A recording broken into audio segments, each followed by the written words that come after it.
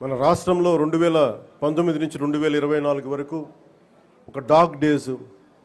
British వాళ్ళు ఎలా పరిపాలించారో, British వాళ్ళు దేశాన్ని ఎలా కబంధ హస్తాల్లో పెట్టుకున్నారో మన రాష్ట్రం కూడా అలాంటి కబంధ హస్తాల్లో పెట్టుకున్నప్పుడు స్వాతంత్ర సమరయోధుల స్ఫూర్తితోటి ఒకటే ఎదుర్కొన్నాం. బ్రిటిష్ వాళ్ళు నేర్పించి వెళ్ళిపోయింది మనకి డివైడ్ అండ్ రూల్, మనల్ని విభజించండి పాలించండి అని.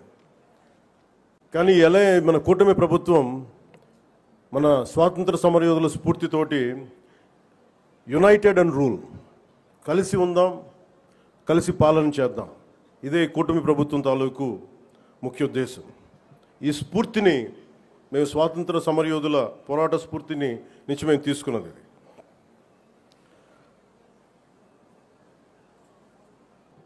అలాగే భవిష్యత్తుని పదే పదే ఈ కూటమి ప్రభుత్వం ఒక దశాబ్దన్నర ఎందుకు ఉండాలి అని అంటున్నానంటే, సుస్థిరత ప్రజలకు ఇవ్వాలన్న ఒక ఉద్దేశం తప్ప పదవుల్లో కూర్చొని దీన్ని ఎంజాయ్ చేయాలి లేదంటే దీన్ని ఆస్వాదించాలన్న ఎవరి కాంక్ష ఎవరికి లేదు.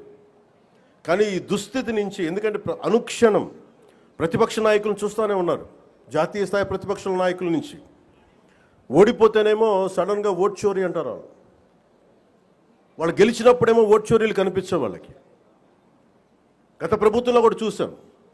2019లో వాళ్ళు గెలిచినప్పుడు మేము ఎక్కడా మాట అనలా, ప్రజలు తీర్పు ఇచ్చారు, దాన్ని గౌరవించాం. 2024లో 151 సీట్లు కూటమి ప్రభుత్వానికి ఇచ్చి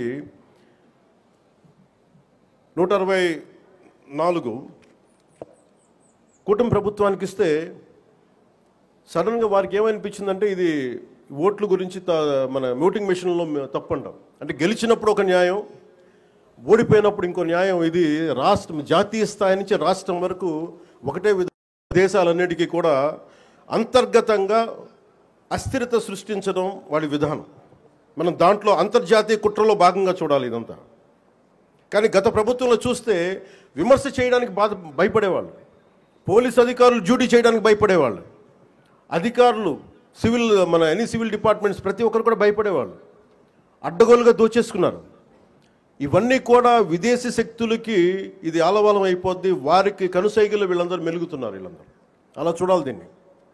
అందుకని ప్రజల్ని నేను కోరుకునేది, ఈ 79వ స్వాతంత్ర దినోత్సవ శుభ సందర్భంగా మీరు అంతర్గత శత్రువుల్ని ఒక కంట ఎప్పుడు మీరు కనిపెట్టి ఉండాలి.